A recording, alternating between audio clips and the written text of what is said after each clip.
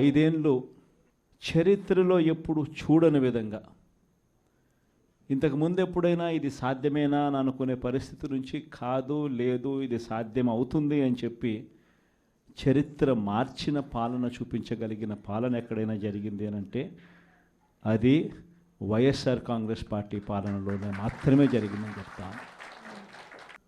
ఈరోజు పరిస్థితి ఏమిటి అని చెప్పి ఒక్కసారి చూస్తే, నేను చెప్పిన ప్రతి అంశంలో కూడా ఒకవైపున సూపర్ 6 గాలికి ఎగిరిపోయింది, సూపర్ 7 గాలికి ఎగిరిపోయింది, ఎన్నికలప్పుడు చెప్పిన మేనిఫెస్టో చెత్తబుట్టలోకి వెళ్ళిపోయింది, ప్రజలకు ఇచ్చిన మాటలు మోసాలుగా తేలిపోయాయి.